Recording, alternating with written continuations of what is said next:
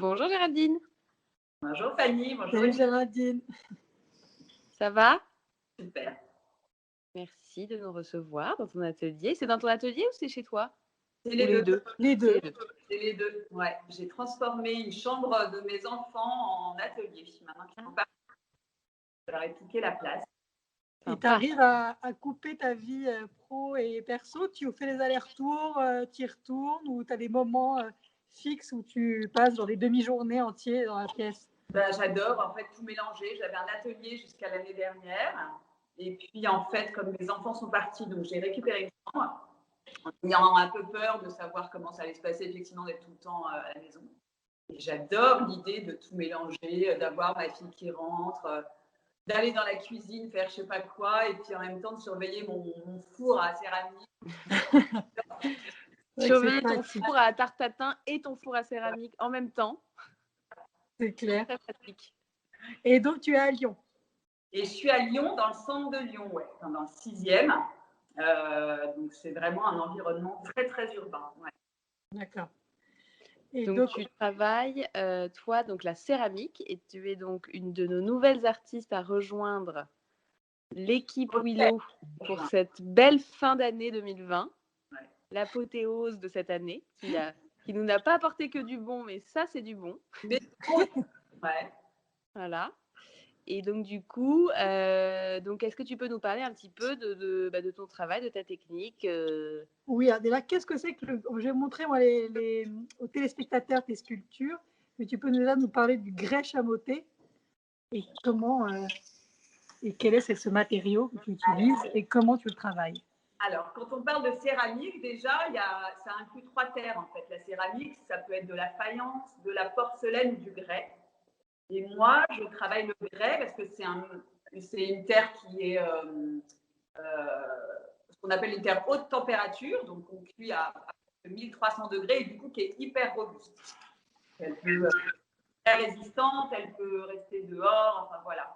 Et alors, en sculpture, on aime bien utiliser du grès chamoté. Alors la chamotte sont des petits grains de terre qui sont déjà cuits et qui sont mélangés avec la pâte, avec le grès. Et en fait, ça permet à la terre d'être plus solide, et surtout pour des grosses pièces, en fait, voilà, ça permet de les consolider un peu. Et puis en plus, après, on peut jouer avec cette chamotte, on peut la lisser, on peut la gratter, enfin, on peut la faire ressortir ou pas. Donc, ça offre pas mal de possibilités. Donc, j'aime bien cette terre. Et du coup, tu parles de cuisson, mais il y a aussi un temps de séchage? Ouais. Il y a un temps de séchage super long. Il faut être hyper patient avec la céramique. Donc, ça apprend aussi ça. Et en fonction de la taille des pièces, il peut y avoir jusqu'à 1 mois de séchage. Ah ouais. Ouais, il faut que ça soit assez régulier, donc il faut un peu surveiller, retourner un peu les pièces. Il faut pas, voilà, il faut que le séchage soit hyper régulier et uniforme. Ça, c'est assez long. Donc effectivement, il faut au moins 1 mois pour réaliser une pièce entre le moment où je la termine et le moment où je la cuis. Donc là, tu modèles à la main la forme, donc tout est fait vraiment à la main. Tu vas creuser du coup dans le grès et après donc ta forme est terminée. Tu laisses sécher pendant donc, presque 1 mois du coup comme tu dis. Ouais. Et ensuite, il y a la cuisson. Et ensuite, je mets dans mon four. Je peux vous montrer si vous voulez. Est-ce que je peux retourner la caméra? Oui, en haut à droite. Génial. Ensuite, j'ai mon four là. Ah. Donc, effectivement, je ne fais pas mes tartes aux pommes là-dedans. Mais voilà. Donc, ensuite, je mets dans mon four et là, je cuis à 1250 degrés. Et je fais une seule cuisson. Du coup, tu as une limite en termes d'échelle de tes sculptures. Bah ouais.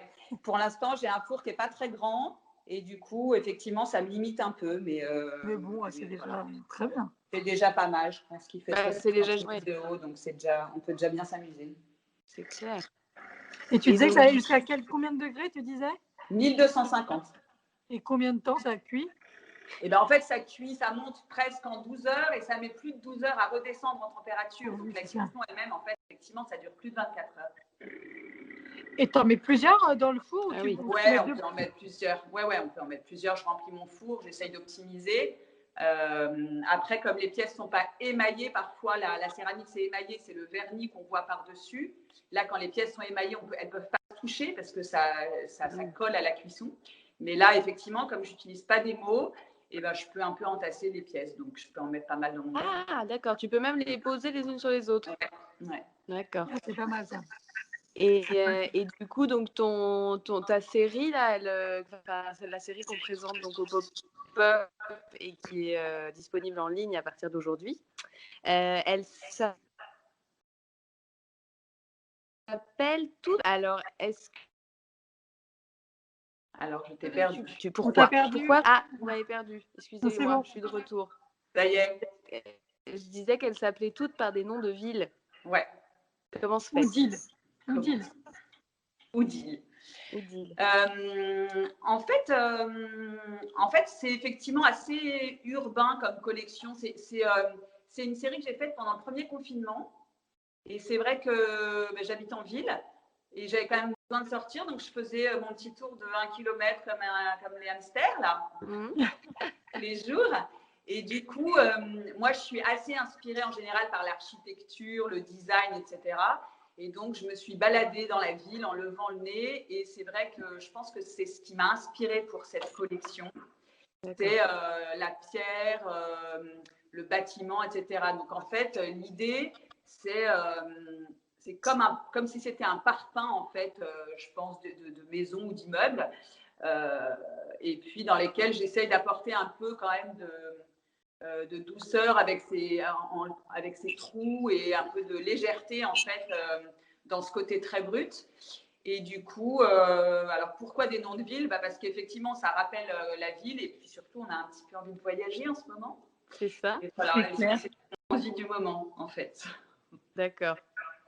Et donc, elles ont des différentes formes, évidemment, mais aussi, et ça se voit peut-être moins sur la vidéo, différentes matières et types de surface. Donc, ça donne aussi un aspect assez varié selon les pièces. Ouais. Qui est intéressant. Vous montrer, en fait, effectivement, ce que je vous disais tout à l'heure, c'est que je peux à la fois les lisser. Là, je suis en train de faire une grosse pièce, là. Ah, et donc, alors là, elle est encore très, très molle. Je suis encore en train de travailler dessus. Donc là, je ne vais pas m'attaquer à la matière. Là, je fais simplement la forme. Mais après, effectivement, je peux utiliser plein de petits outils pour venir gratter, pour venir lisser. J'utilise même, alors là, j'ai découvert pour polir mes pièces, cette espèce de roll-on de visage. C'est ça, c'est l'anti-ride. L'anti-ride Exactement, et hyper pratique, hyper bien, voilà. Et j'ai aussi, enfin, j'ai des vrais outils, et puis ça peut être une carte de fidélité, une cuillère en bois, enfin bon, j'essaye de, voilà. Et avec ça, je gratte, je creuse, je lisse, enfin, il y a plein de choses à faire. C'est assez marrant. Donc en fait, tu as d'abord donc un temps de séchage. Un temps de séchage où tu laisses juste la forme et c'est à la suite de ça que tu fais les textures, effectivement. Là, en fait, c'est des pièces qui sont en train de sécher et justement, hier, je les ai soit grattées, effectivement, comme celle-là. Là, j'ai gratté et puis au-dessus, c'est poli. Je ne sais pas si on voit que ça brille un peu. Ouais. Voilà, j'essaye de jouer sur les mélanges de textures parce que j'aime bien l'idée qu'on les touche, quoi, en fait. C'est fait pour être touché, quoi. Donc, j'aime bien quand il y a un peu de matière. Je trouve que c'est ce qui est sympa. Donc là, c'est en train de sécher. Voilà. Donc, c'est à ce moment-là que j'interviens sur la texture. Trop beau. Donc, c'est toutes des pièces uniques. Ouais. Et elles sont toutes plus jolies les unes que les autres. Donc, là, le plus dur sera de choisir, j'ai envie de dire. C'est ça. Et c'est vrai qu'elles vont particulièrement bien en petits groupes aussi. Ouais. Parfois, j'aime bien l'idée que ce soit des petites familles, elles se complètent, effectivement. Et puis, du coup, c'est aussi l'idée de jouer dans les textures, c'est de pouvoir en mettre une un peu lisse à côté d'une un peu plus rugueuse, un peu plus rude. Je trouve que c'est assez sympa. Et puis, elles sont assez épurées et je laisse la matière blanche et brute justement pour qu'elles puissent se faufiler dans toutes les maisons. Mais enfin, voilà, ça va avec tout. Et c'est vrai que j'aime bien les mettre en petite famille. Un petit groupe, trop mignon. Bon, bah, c'est vraiment super beau et on est ravis de t'accueillir parmi nous. Bah, Et merci. on est sûr que nos Willovers vont te réserver un accueil chaleureux aussi. Et donc, bah, j'espère qu'on aura aussi la chance de te voir à Paris. Je ne sais pas si tu pourras passer. Ah, j'aimerais bien venir voir ce Ouais. pop-up, c'est trop beau. Ouais, Bah, je vais ouais. peut-être venir après le 15 décembre, je viendrai peut-être vous faire un bisou. Ok. Et ben, on t'attend avec impatience. Merci pour toutes ces Merci beaucoup, explications. Géraldine. Merci beaucoup, à bientôt. Et à À très bientôt. bientôt. Bye. Bye. Bye.